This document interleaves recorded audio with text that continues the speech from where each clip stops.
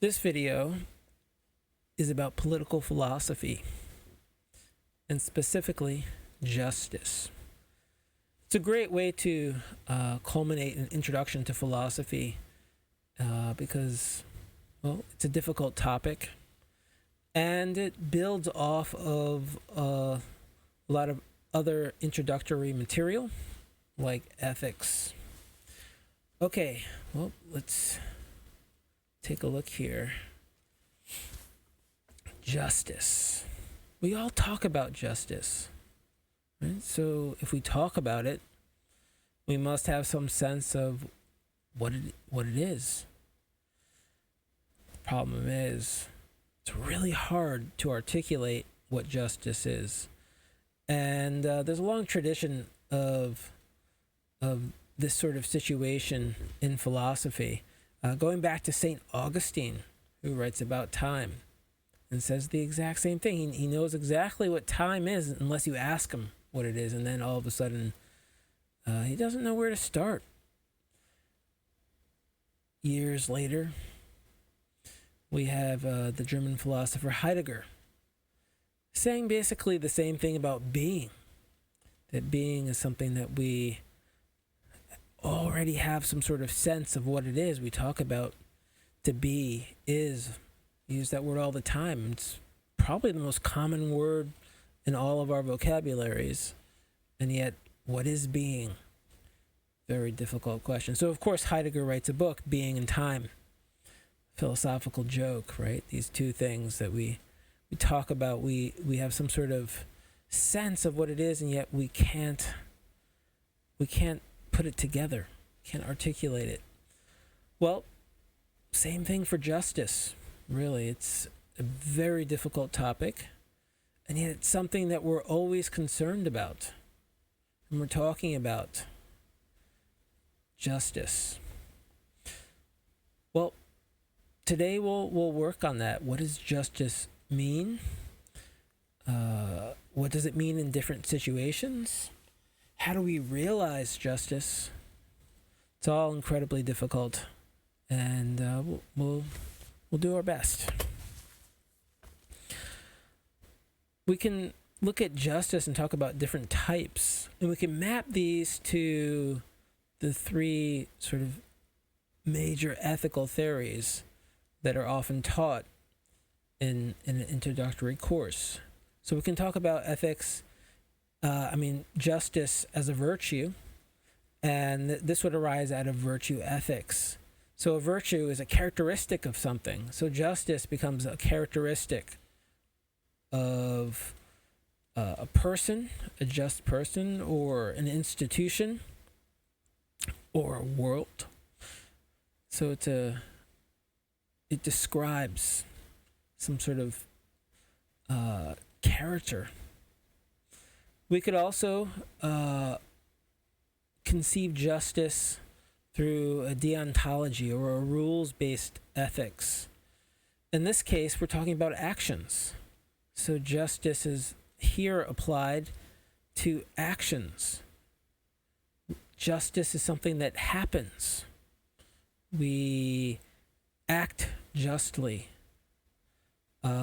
So another way of thinking about justice, not as a characteristic, but as a way of acting, as an action itself. And finally, we can connect justice. We can look at it through the lens of consequentialism, such as a utilitarian ethics.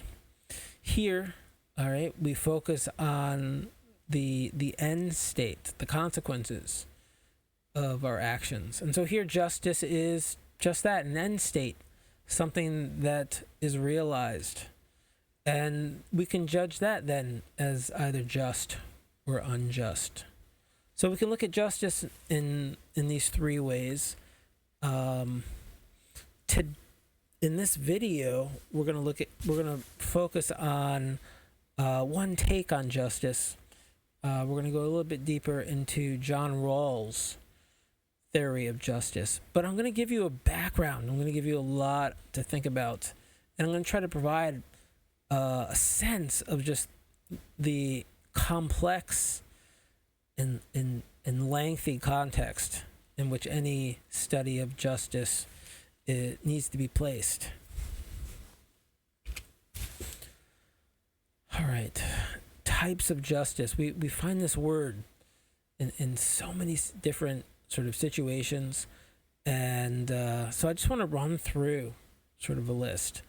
We have distributive justice, right? Distribution, how things are distributed.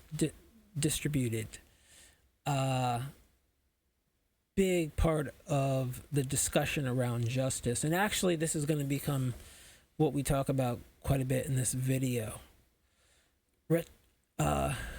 Retributive justice. What is that? Well, this has to do with when there are injustices, how do we respond, right? If someone performs something that's considered an injustice, do they now owe something to society? Do they now need to suffer in some way to sort of pay back their debt? That would be retributive justice. Then we have restorative justice. Here, instead of sort of punishing someone, making them pay for their crimes, we try to restore ourselves back to some sort of just state, right? So instead of a punishment, we might ask someone to now perform services to make things right again, to make someone whole again if they've committed an injustice. Procedural justice is all about the steps we take, the institutions that we've created in the process in which they go through, right? Is it just? We'll see that Rawls, we're talking about distributive justice, and yet procedural justice will appear to be an important part of that. Racial justice is an important topic. And we can look at larger sense of social justice issues, sort of the way in which injustices and occur across different social groups. Environmental justice, right? Taking into account nature, the natural environment. Can one commit an injustice against the environment? Well, we live in a period right now where that's become very important. Animal justice, right? Traditionally, justice was mainly applied just to humans, right? There was no injustice in beating an animal. But now we rethought the concept of justice and how it applies and have extended it. Economic justice. Again, this is going to connect up with distributive justice, but often looks at different systems of economics and how they might be seen as just or unjust. Political justice, right? Political remedies, political institutions. Are they just, unjust? Legal justice, the legal system, right? Does that lead to justice? Is the system itself just? Where are the injustices? Criminal justice, right? We've already sort of seen how all of these are interconnected. So you can't talk about criminal justice without thinking about retributive justice and restorative justice, procedural justice. It all connects to what it means to to deal with crime and what's even considered a crime. Global justice, right? Between nations. Are there injustices? How do we deal with injustices? Justice for, right? We often hear this phrase, justice for George Floyd, right? And this comes after an injustice, and we try to sort of grapple with those injustices, and it's a very personal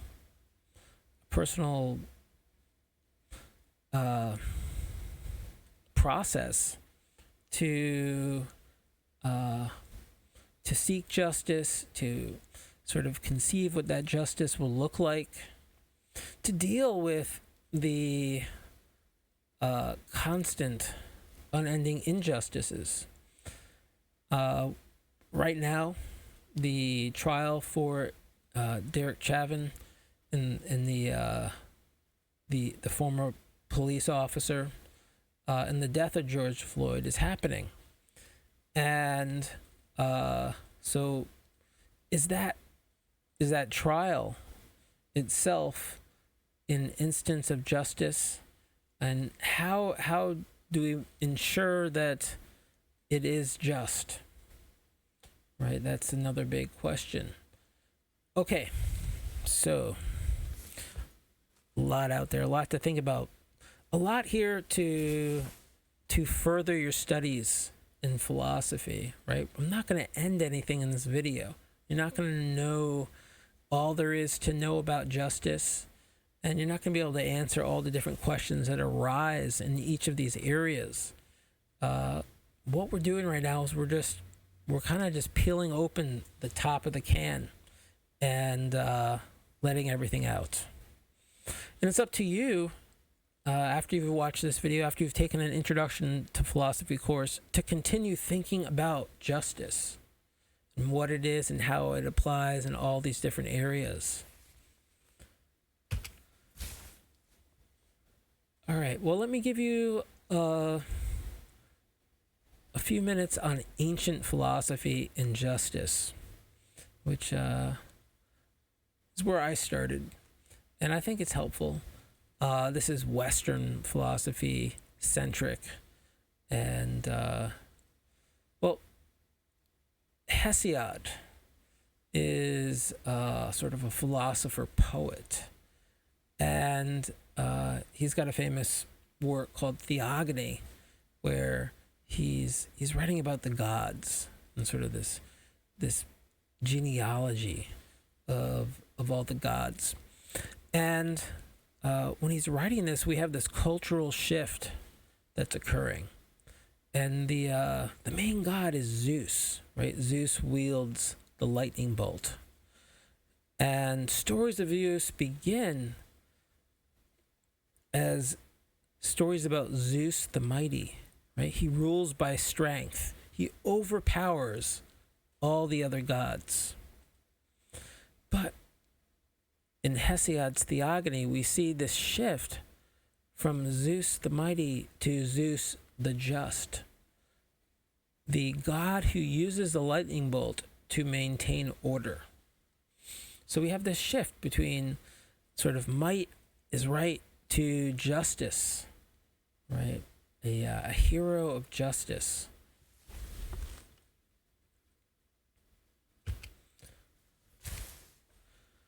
Anaximander, who is a pre-Socratic philosopher, and those are philosophers who arrive on the scene before Socrates and Plato. And we only have fragments from these philosophers. We have this really important fragment for Anaximander, which I have here a translation. It says, "Whence things have their origin, thence also their destruction happens, according to necessity. For they give to each other justice in recompense for their injustice, in conformity with the ordinance of time." So what's this all about? Well, what Anaximander is saying is that there's sort of this circle that the world is caught in, where one action is seen as an injustice by the other, and therefore needs to be restored. And that restoration is seen by the other side as an act of injustice. And so as you keep trying to achieve justice, it just leads to another injustice. Now you can think of this very cosmologically as when something becomes hot, right? And hot is allowed to exist. Well, that means that cold is not. So there's an injustice against cold. And so eventually that hot will become cold again. And when it becomes cold, that will be an injustice to hot. And so then it will heat up again. But you can also see this as,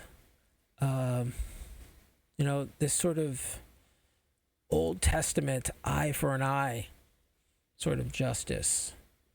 And that to restore justice, one must commit the same injustice to the violator, and you get caught in this cycle.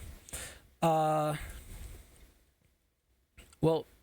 actually, this sense of justice is a little bit what pushed me back into philosophy. I left philosophy for a little while, and was sort of wandering through life for a period, and I ended up working at an investment bank right across the street from the World Trade Center, and I happened to be down there during 9/11 on the 19th floor, staring out the window, and it was traumatic, and I saw all this injustice, and the next thing I heard was, we've got to bomb them, right? And so I had seen these planes, which had been turned into bombs, explode on these buildings, and the sort of senseless injustice that caused. And as I was trying to recover from the trauma, I had to turn the TV off. Couldn't watch it because I just saw the same thing happening to others, right? Halfway across the planet, having to face their own bombs now and jump out of windows. That's why I came back to philosophy, because I thought there's got to be a better way to think about justice than the back and forth of one person's act of justice, the attack seeing as an injustice by the other side, and just perpetuating in that circle. And so that's why this is an important topic to me personally. And as I spent more time thinking about justice, I'm sort of the position that justice, you never find the end answer.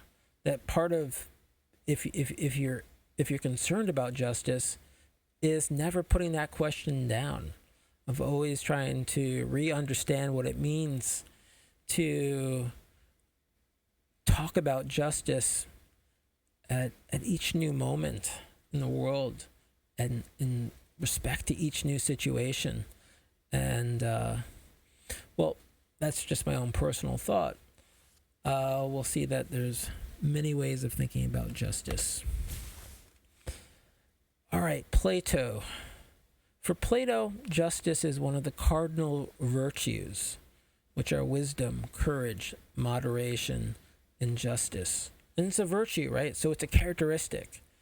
And Plato's arguing against what he calls the sophists.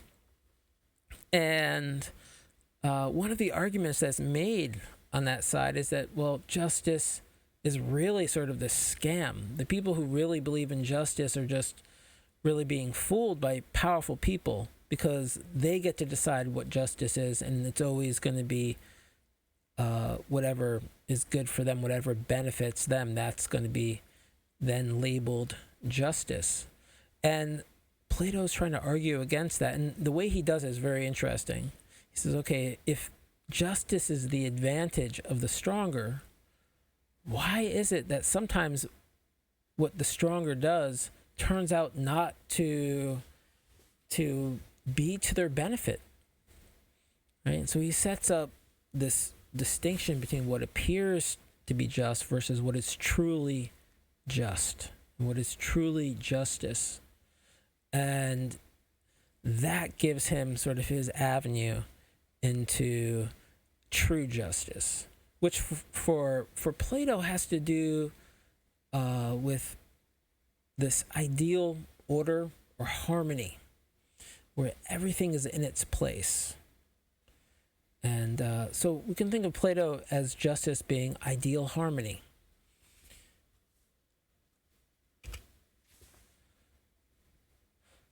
After Plato, one of his top students is Aristotle, and though he's his top student, he doesn't become a Platonist. He has some opinions that clash with Plato, and when he studies justice, he tries to articulate the complexity of the concept, how it applies to so many different things, and in each sort of application it means something a little bit different. So it's hard to talk about Aristotle in any sort of general way about justice, but for the most part he applies it to relationships, and he looks at the relationship between the individual to the whole. Right? And that tends to be more sort of a Platonic justice. Where do I fit in the whole? But he also considers justice in terms of just person to person, right? And how we treat each other. And that depending on how we treat each other, we can achieve some sort of relationship that we consider to be just. And he does a lot of writing about how we can try to calculate and balance that out. And it's not just a simple equality is justice. It's about being proportionate and about ratios of sort of what you have to maybe how much effort you put into something, right? So what makes you worthy of having more? And what makes you worthy of having less goes into sort of the calculus of what would be a just relationship. And then an injustice is when someone who doesn't deserve much is given a lot. That would be unfair relationships between that person and everybody else. Okay.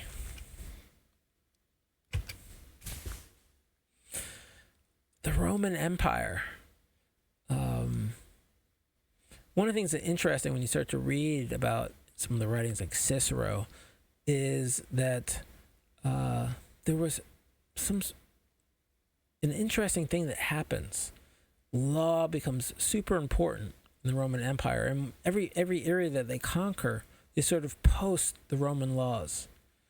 And you become Roman not because you speak Latin, but because you live under the same system of laws. The same system of justice is what unites people. And this is seen as sort of the gift of the Roman Empire to all those who come into the empire, mostly not by their own choice. Okay, so sort of this sense of being equal under the law. Of course, the laws treat different people differently, right? If you're just a landless commoner, you're going to be treated differently under the law than someone who does own property, does own real estate, versus someone who has a title is going to be treated differently. So it's not that everybody is treated the same, but everyone is living under the same laws. Okay. The great battle of distributive justice, and this is a big debate, more so now than ever before. And it's about the division of goods. So, in the philosophy of justice, right, there's been many papers written about wealth disparity, right? Is wealth disparity unjust? Is it an injustice? Big question. For instance, is it right for there to be billionaires, right? People with just billions of dollars, and at the same time, for there to be people living in extreme poverty or not extreme poverty, just without, any savings, just getting by. Is that right? According to the U.S. Federal Reserve, and these are pretty recent numbers that I picked up. I think they're 2020. And the bottom 50% of the U.S. population owns 1.6% of the wealth. 1.6, while the top 10% owns 70% of the wealth. So it's a question, right? Not saying what the answer is, not saying I know what the answer is, but we do have to ask, is this just? Is this a just distribution of the sort of goods, the wealth that exists on Earth? And we can take this further. We can say, well, does a free market capitalism lead to a just distribution? Right? And so a free market capitalism is going to champion freedom and autonomy. But is it just? Is it a just system, economic system? On the other hand, does communism lead to a just distribution? Right? We're here, all the goods are just divided up by need. Right? This is what like a Marxism would argue, that each person should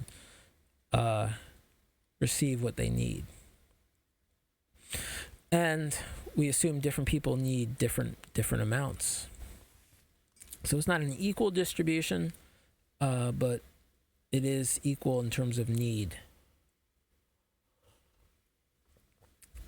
Okay, well, you should think about this. What do you think is just or unjust? And more importantly, in philosophy, we always need to say why. We need to make those arguments. We need to support our positions.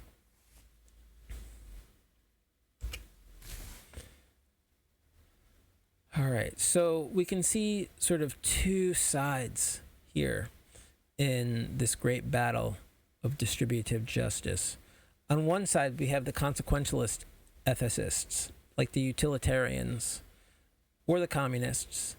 And in this case, right, we can look at Bentham and Mill, the utilitarians, or Marx and Engels with Marxism and communism. And this is a position where we're looking at the end state, right? And that justice is some sort of equal distribution, whether it's just purely equal or it's needs-based. So it's some sort of ratio between need and what you get. Now, this is seen from the other side as wealth redistribution, right? From the perspective of the status quo, to reach this, you'd have to take a lot of money, because most of the money is owned by the top 10%. You'd have to take all that money and spread it out so that at least people have what they need, or that it was just equally spread out. Everybody now has the same amount. And that this would be just, right? It would be just here in this consequentialist to sort of maximize the pleasure in the world by giving people equally as much as anybody else. So everybody can be just as happy with what they have as anybody else.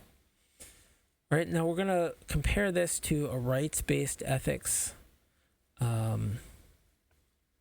And specifically, we're thinking of libertarians.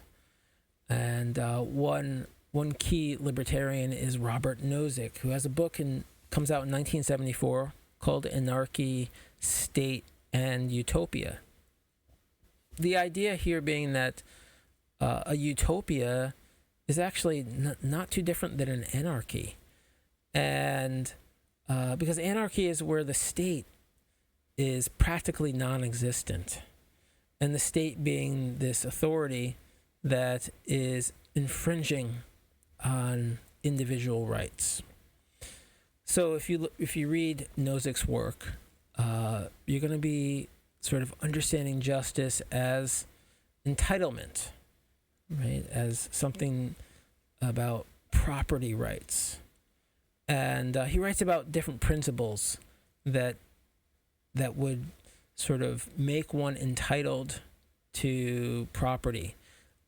Principles of original acquisition, right? What makes something yours when no one could say they had a claim on it beforehand? And then once people start to have property, what sort of principle of transfer to trade?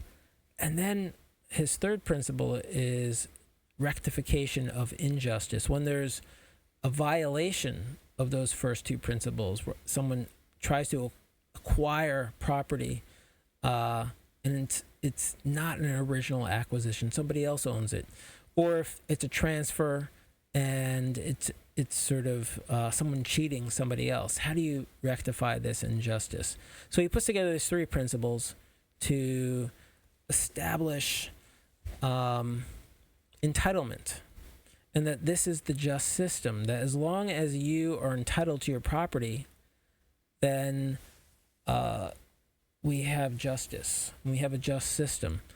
And if someone has more than somebody else, well, as long as they justly acquired all their property, then there's nothing wrong with that. It's not an injustice. One of the things that that Nozick writes about is taxation. The government taking a certain amount of money, and he sees this as a violation of property rights. That if you earn and become entitled to certain property, it would be a violation for the government to then take that property from you, and then to use that property to support other people in the culture. And so taxation is seen as this wealth redistribution of trying to create some more equal end state. So we see how these two positions are in some ways diametrically opposed. One seeks equality. The other one says, no, we should all be free. And there's nothing wrong with inequality, even gross inequality like what we have right now, where the top 10% have 70% of the wealth. That's fine as long as no one was breaking these principles. Okay, here comes on the scene John Rawls, and he's neither going to be a libertarian or a utilitarian. He's going to try to stake out a position in many ways in between these two sides, which means he's going to agree with both sides and mold something together. But he's also going to look at this in terms of like a virtue ethics, where justice is now a virtue of society or social institutions.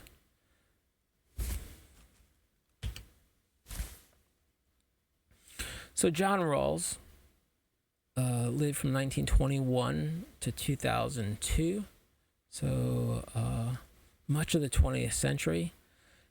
A major work of his is about justice. Justice as fairness becomes a title to many of his works, and also sort of his position about justice, that it's not about entitlement, it's not about equal distribution, it's about fairness. And much of what we're going to talk about today comes from an article he wrote in 1971, which was titled A Theory of Justice. Okay, so hold on, I take that back. I think Theory of Justice is his big book, and Justice as Fairness becomes a title to an article that I'm going to pull some quotes from. All right, this is from a website about Rawls that I think gives us an interesting fact about his life that probably played a big role in his philosophy.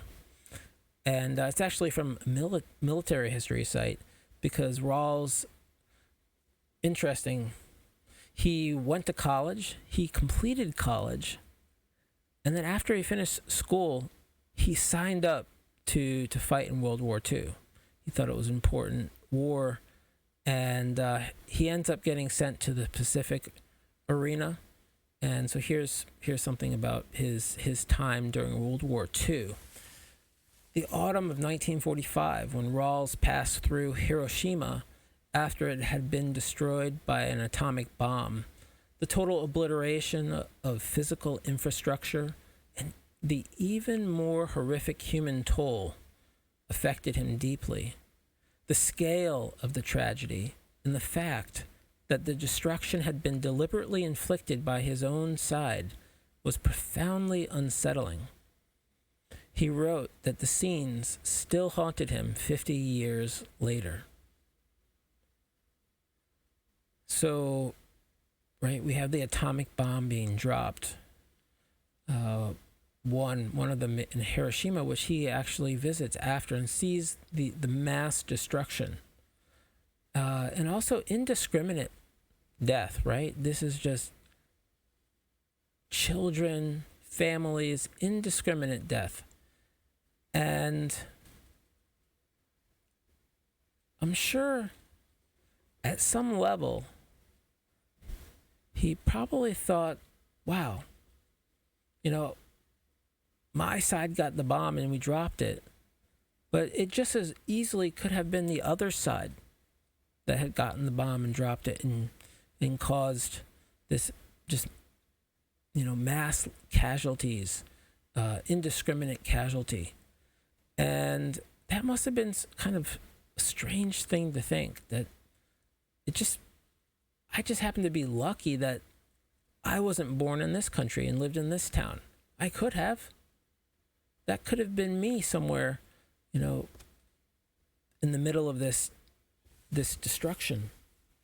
And I think that probably, those sorts of ideas probably, as you'll see as we go on, could have motivated some of his beliefs that he'll use to argue for his position. Okay, so we'll come back to this. All right, so if we were to sort of begin to flesh out what actually this justice as fairness is supporting, one of the things that Rawls writes about is equal opportunity. That it's important, if we're going to be fair, everybody needs to have a chance to succeed. And that means we're all competing against each other for the sort of goods. Now this sounds a lot so far, it sounds a lot like Nozick, right? Everybody's an individual. We all are free to, exercise our skills and our labor and to try to, make something for ourselves. And Rawls, in many ways, is agreeing to some extent with that. And so he's going to accept unequal distribution. As long as everybody had an opportunity to try to get the best jobs in society and are fairly competing against each other when they're able to, try to get those opportunities, that yes, someone will get it, someone won't. And that means someone will make all the money and other people will make less. And this is sort of something that's accepted. Another big part of Rawls' sense of sort of underlying premises is that self-interest is foundational. It's a part of human nature. that we want to sort of improve our lot. We want to go out and, get something for ourselves. And this is important because when we look at other theories of justice, such as utilitarian justice, where there's an interest in creating an equal distribution, so that would mean some people might have to give up a lot, sacrifice a lot for other people to be able to have something. And that would work against their own self-interest. And so it's important for Rawls to say, listen, we can't deny that the human is self-interested and that this motivates them. And therefore, there's this sort of unavoidability of inequality just because we're self-interested creatures. And it sounds a lot like Nozick until we get to this next point. The next point is, why is it that some people have more than others? Now, Nozick's going to say, hey, someone has more than someone else is because they worked harder, they follow the rules.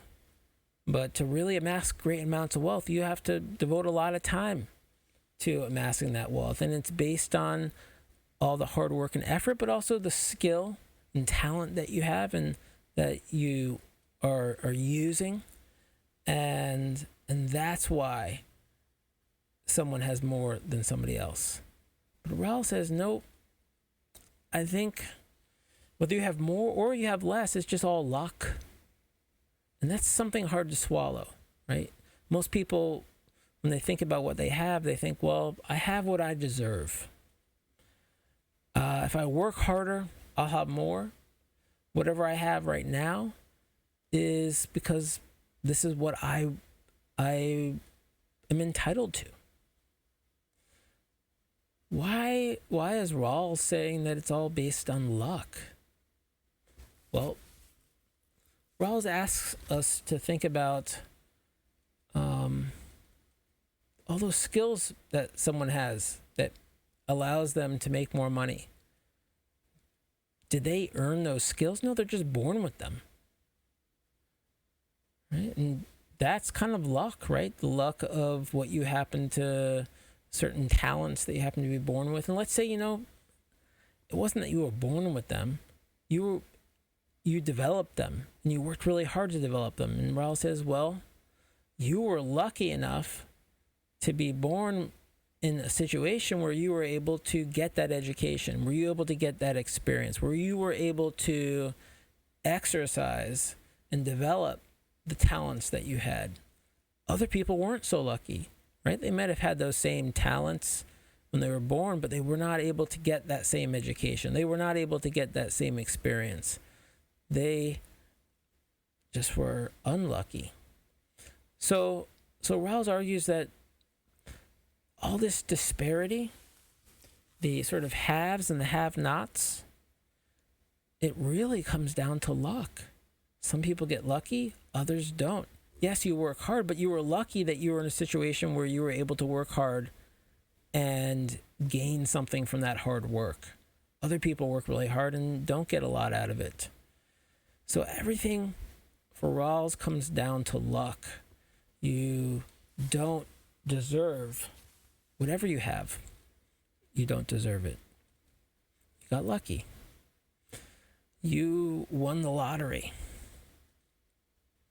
Okay, so a big part of Rawls' theory is that he assumes people are rational, knowledgeable, that they're able to be committed to rules, to following rules, that we can exercise self-control, we can be patient.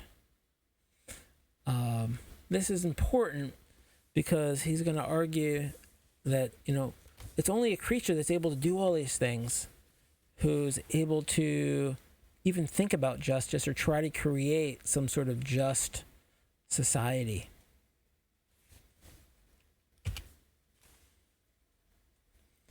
All right, so now we're going to get into sort of how we do this. And Rawls in the writing talks about how he's working off of these other really important Enlightenment philosophers that are also thinking about how justice works and how the institutions of society should work, what they should be about. And he cites three names: John Locke, Jean-Jacques Rousseau, and Immanuel Kant. And he's sort of taking different things from these thinkers. For instance, Locke is someone who argues that property and the right to property is something that happens just naturally, even before there's any sort of society in place. You can take ownership of things, and often there's disputes between people over who owns what, or who was taken advantage of in terms of just trade. And so Locke argues we need umpires. We need to come together and agree on some sort of third-party system that can come in and sort of settle disputes. And this becomes very important to Rawls. Rousseau writes a lot about how he writes about freedom, but about how groups can come together, exercise that freedom through voting to create a larger sort of cohesive group that now has its own will. So that's important for Rousseau, and he's thinking about democracy and people voting, and how we all make our own vote, but then we look at what the majority says, and that majority then sort of speaks for the whole now. And so we look for consensus. And that's going to also be really important for Rousseau, that sort of everybody comes together, has a vote, so that we can come to some sort of consensus of the whole. And Kant, well, a big thing for Kant is reason and being rational. And that humans, this is what makes humans unique for Kant, is that within us, we sort of have this light of reason that we can use to understand. And that once we really understand things, then we're able to choose what we're going to do. We can exercise our freedom because we're now truly choosing based on the nature of something, rather than sort of being pulled in one direction in terms of something, being pleasurable or painful. Okay, if you want to get into that, you need to watch the Kant video again, or go search Kant online. Okay, so Rawls is going to be working off these three different thinkers and bringing those three aspects together into his own theory of justice. And it's a contractarian approach. These philosophers are all considered contract theorists. This idea that a society forms when people come together and agree to certain rules, right? They restrain themselves in some ways from a natural state, and they agree to the interference of the government because it serves their own best interests, right? That they sign the contract because they're getting something out of it. We agree to live in a society with some sort of government governing because it's going to improve our lives, right? We'll get those umpires. We'll be able to do big things. Okay, so here's a quote from Rawls. "They are the principles that free and rational persons concerned to further their own interests would accept in an initial position of equality as defining the fundamental terms of their association." So what's that about? Rawls is trying to begin to talk about that process of different people agreeing to live together, to have some sort of group rather than to be just individuals, and that whatever they agree to, they're agreeing to these principles as sort of free but also rational people, someone who can understand an argument and the opposite of rational would be irrational, right? Someone who lacks all principle, right? So doesn't just try to come up with sort of rules and stick to them, but someone who just changes it at a whim. That's not going to work here. He says if we're going to be able to agree to something, then we have to agree to principles that we'll live by and stick to them. Okay, let's get a little bit deeper into that. And another quote: the principles that are to assign basic rights and duties and to determine the division of social benefits. So what's happening when we set up the rules? We're deciding what rights people have, what responsibilities people have, and how we're going to divide up all the benefits that come from sort of this cooperation that happens, our agreement, this contract that we're agreeing to abide by. There's two sorts of choices that Rawls wants to separate. There's a personal choice of what you personally see as good. And Rawls wants to keep that as a personal choice. Right? So he doesn't want that to be decided by this social contract.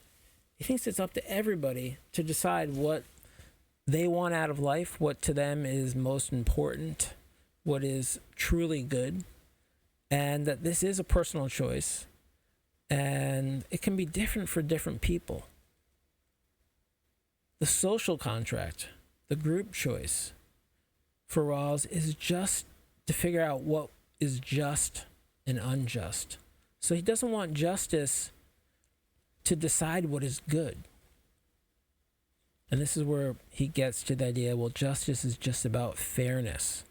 So as long as we have, as long as our society is fair, then everybody still is free to decide what they want to pursue, what makes them happy. And we get a sense that Rawls is really sort of giving a philosophy that backs up some of the main tenets of the U.S., right? Life, liberty, and the pursuit of happiness. Okay. Another point that Rawls wants to make, and he's trying to distinguish himself from these Enlightenment thinkers, because they talk often about this state of nature that we start out in, and then we all agree to form a society, and we leave the state of nature, and now we live within a state. And Rawls wants to argue against that, because there's a lot of problems when we talk about the state of nature, right? Did it actually exist? What was it actually like? And Rawls says, no, it's not an actual historical state of affairs. I'm not trying to go back to some point in history that no one remembers, coming together and deciding we're going to have a society. And you're born, right? When you're born, each generation doesn't get to come together and figure out, okay, are we going to form a society? No, you're just born into a state. You're born into an already existing system where already goods have been distributed, and some people have more, some people have less. So he's saying it's not any of that. This contract theory, the idea of forming the contract, he says, is something hypothetical. It's this hypothetical original condition. If we were to sort of come together as these free, rational animals and figure out how we're going to live together, this is what we would agree to. And so it's not some actual thing, it's hypothetical.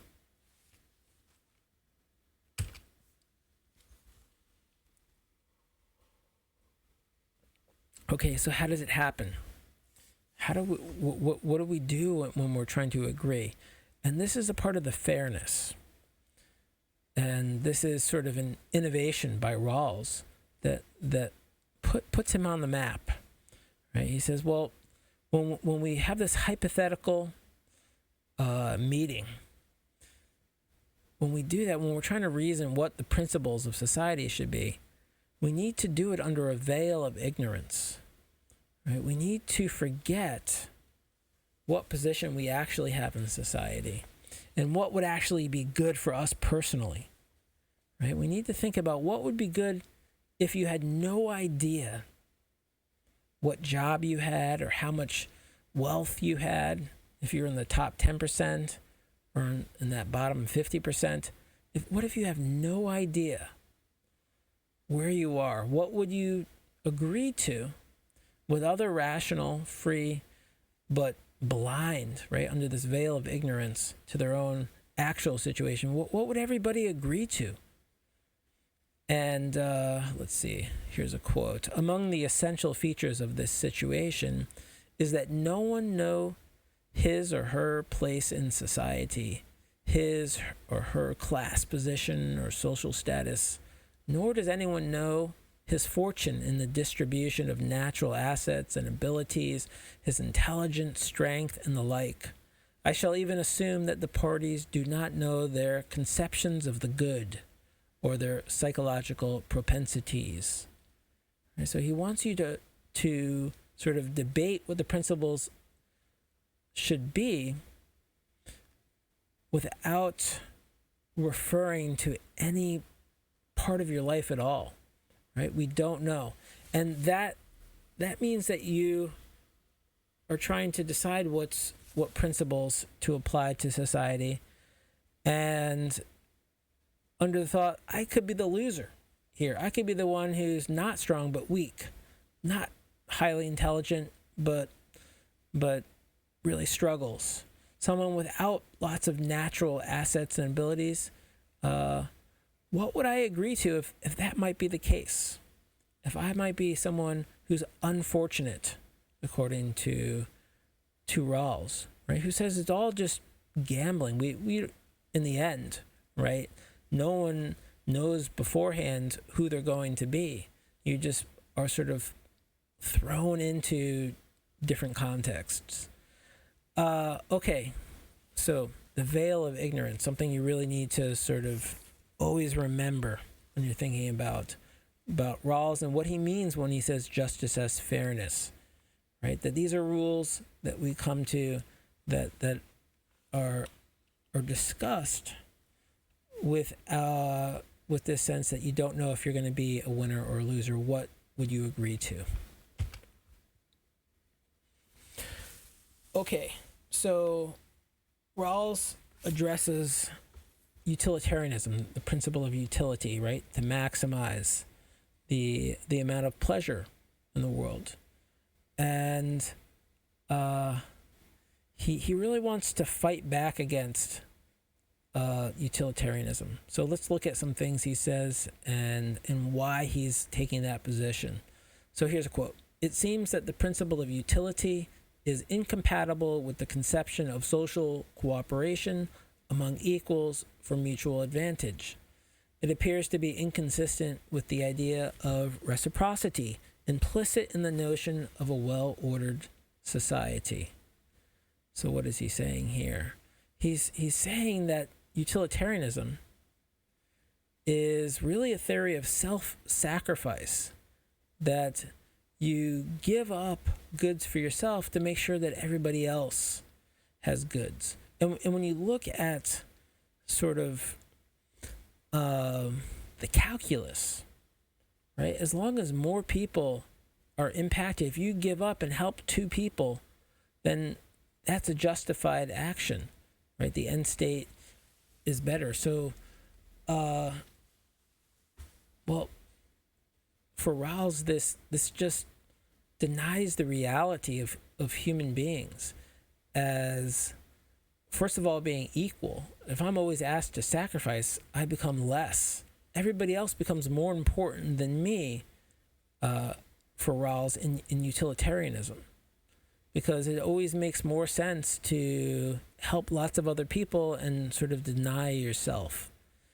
And okay, so he's arguing that his theory treats everybody as equal. Well, only equal, though, in terms of the sort of hypothetical original condition, where everybody is equal because they all are working sort of under this veil of ignorance to decide what principles make the most sense in that situation. Okay, there's something I haven't gotten to yet that's super important. And this is why Rawls is not really just some sort of libertarian. He says what makes sense in that hypothetical original condition under that veil of ignorance is that the principles favor the less fortunate. So you don't know you're going to be less fortunate. And he thinks in that situation, it's rational then to make the principles favor the less fortunate. Because those who have been fortunate, who get lucky, right? They don't need the rules to favor them. They already have favor. They were lucky. So whatever principles we agree to, Rawls argues, the reasonable position is to agree to principles that favor and support the less fortunate. Okay.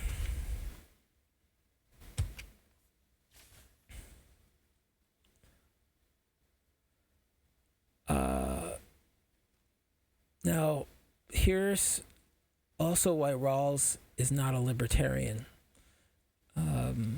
He comes up with 2 principles that he says become the principles that he thinks are most reasonable in that situation, the veil of ignorance and our hypothetical original condition. And the first one is equality principle. And that we're all equally free, and therefore our freedom is only limited by somebody else's freedom.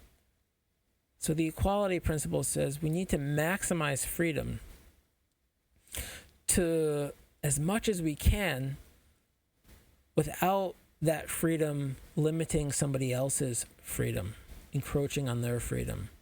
The quote is, requires equality in the assignment of basic rights and duties. Each person is to have an equal right to the most extensive basic liberty with similar liberty for others.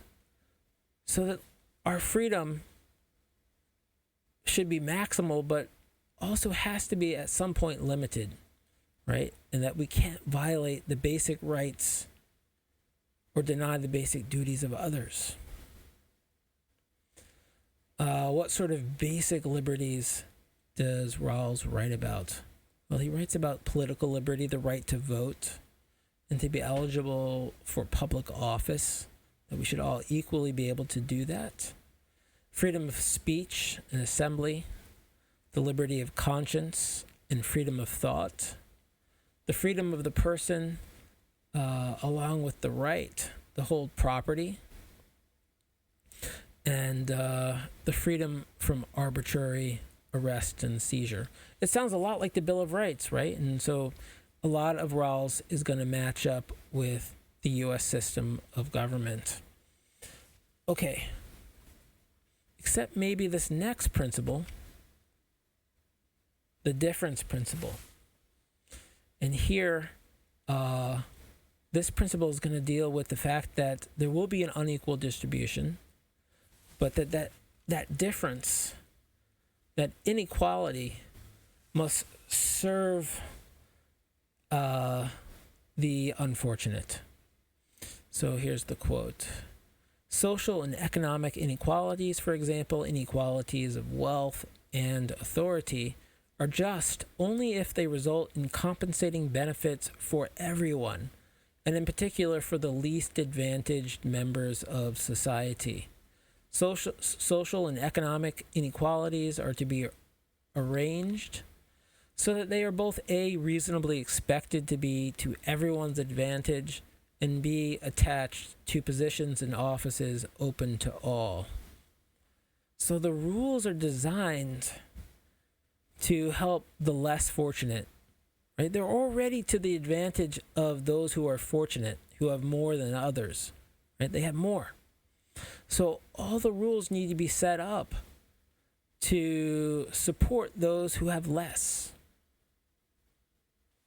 So Rawls accepts there's inequalities in society under this condition of justice as long as that inequality is going to help the less fortunate.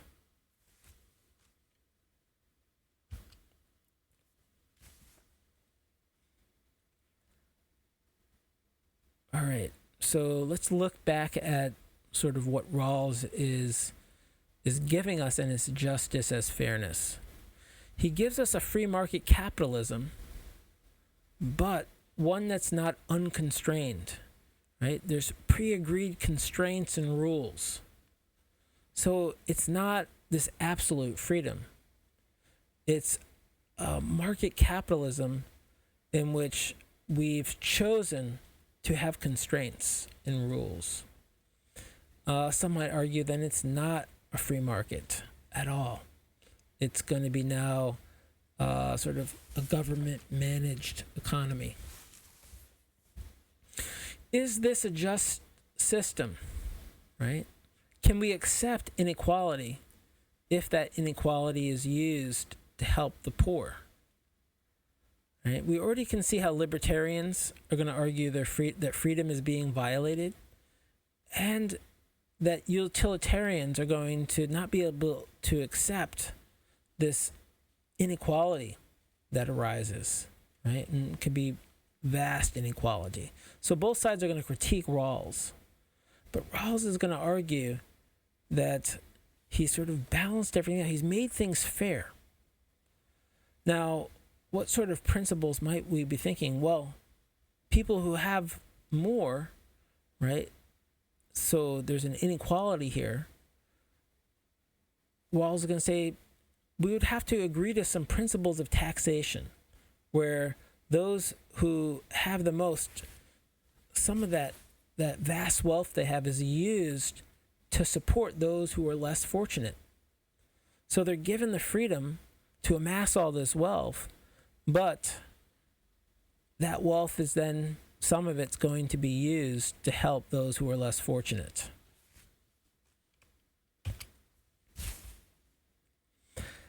All right. Well, let's look at some objections to Rawls. And there's a lot, because Rawls becomes the big target in modern sort of political philosophy, in a philosophy of justice. He becomes this dominant figure for a long time. He seems to speak to a lot of people that, yes, there's going to be inequality, but as long as it's fair, if everybody is able to compete against each other, and wherever you get, if you have more, that extra that you have is used to support those who happen to be less fortunate, who happen to be unlucky. Okay, so here are some critiques of Rawls. The first is Charles W. Mills, and his critique is that Rawls is working with this conception of justice as ideal, right? This hypothetical original condition where everybody is equal. Mills says that's a fantasy, right? That world does not exist. We don't live in an ideal world. We live in a non-ideal world where things don't work perfectly people are never equal. So we need to have a sense of justice that's non-ideal. He calls this non-ideal justice, and he's proposing this as a way of critiquing Rawls' ideal justice.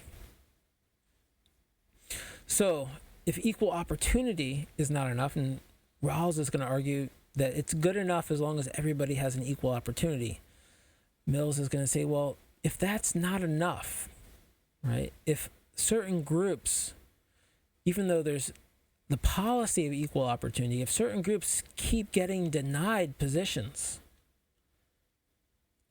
are not represented as also being lucky, then we need something more. It's a non-ideal world. We need intervention. It's not good enough just to have the fair rules. We need to have something like affirmative action. Okay, so that's one critique. Another one is from a philosopher, Naomi Zak. And she also is going to critique ideal justice and non-ideal justice.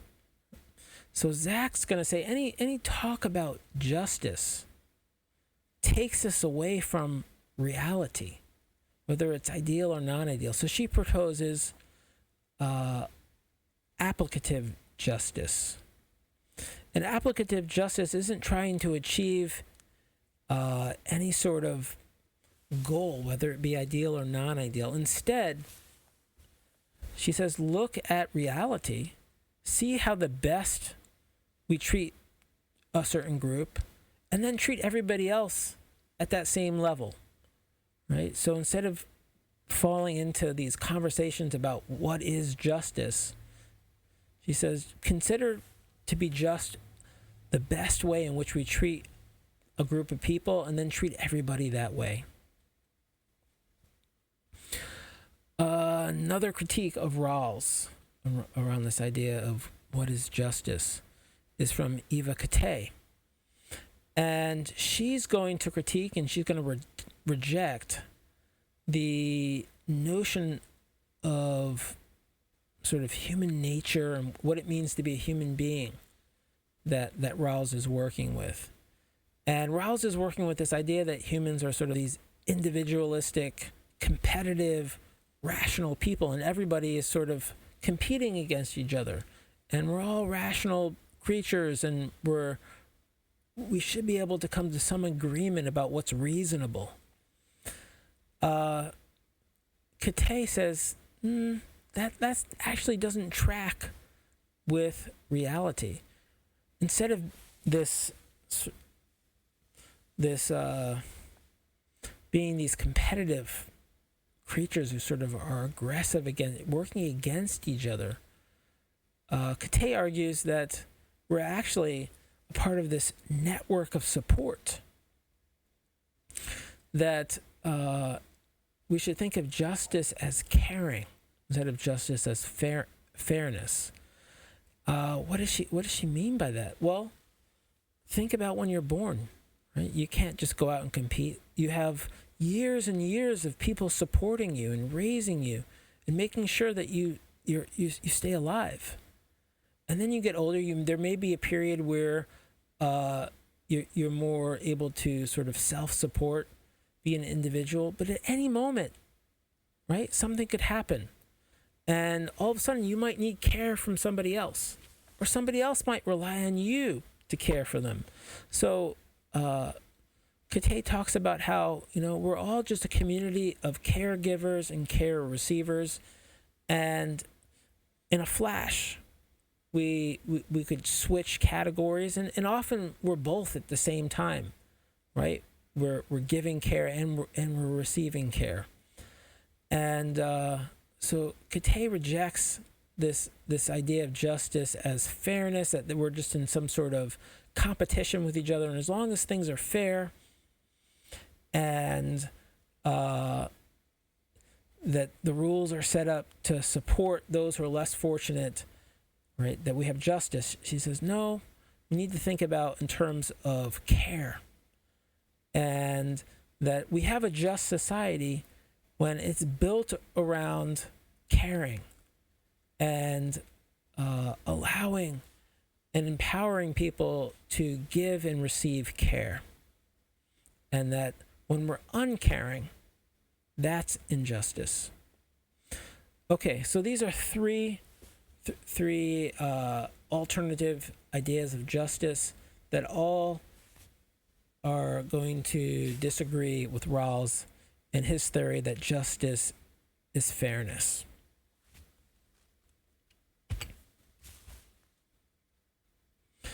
Okay, I have some final questions for you to think about. First one, does Rawls' theory of justice end up justifying the current radically unequal distribution of goods? Right, and that always is sort of a question. Does this just end up supporting the status quo? And is that a problem? Second question to think about. Do fair rules agreed upon by all sides always lead to fair results? Is this a problem? Is fairness independent of justice, or are they tied together, as Rawls argues?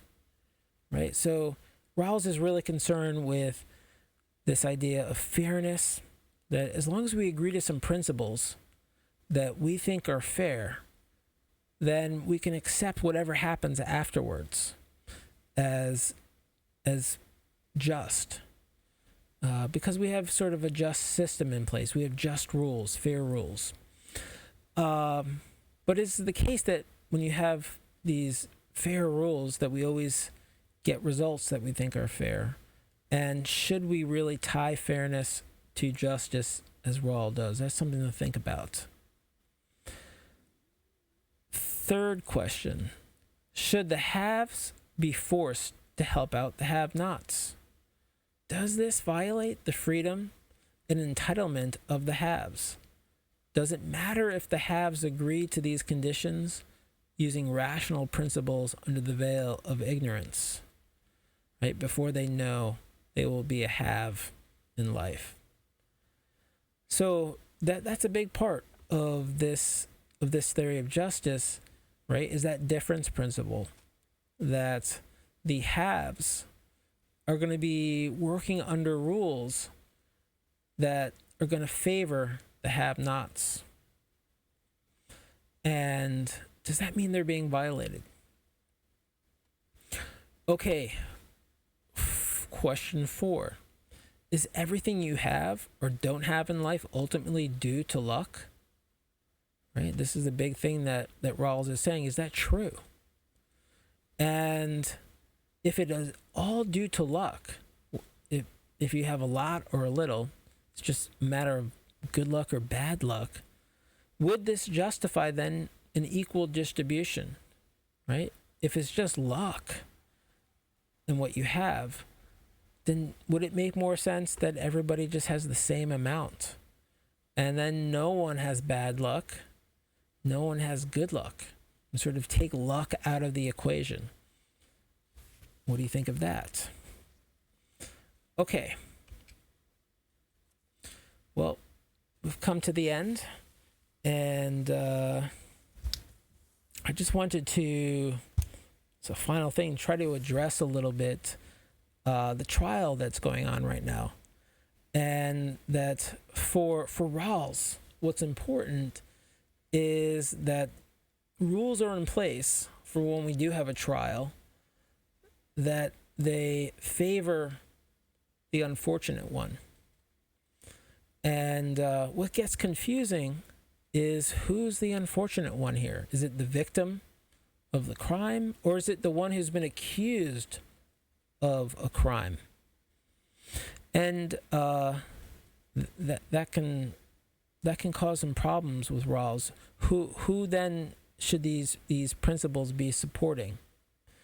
And we see that with our system of justice, you're innocent until proven guilty, right? So that's a system that definitely favors those who are accused of crimes. That they get the presumption of innocence, until the evidence is presented in a court. And then again, even just having a justice system, right, is to put in place something for if you're unfortunate enough to have been accused of a crime, there's a system that's been agreed upon beforehand where you're able to make your case, right? You're just not automatically sent to prison.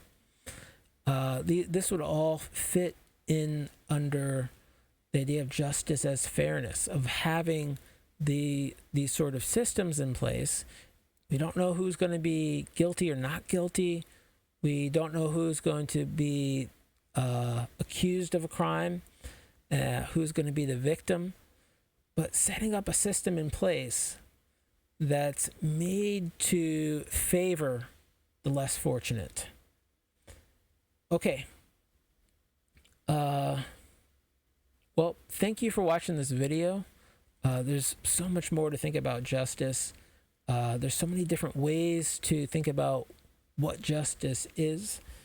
And often, right, everybody's a little bit right. And that's why it's so important to study all these different theories. And what we've done is just sort of, again, we've just opened up the can. And there's so much more here to think about and to explore, and I hope you do, right? If philosophy is important to you, if justice is important to you, then it's important to think about these questions. It's important to think about your own contribution to justice, to creating a just world, to being a just person, to doing just actions. So good luck, and keep on trucking.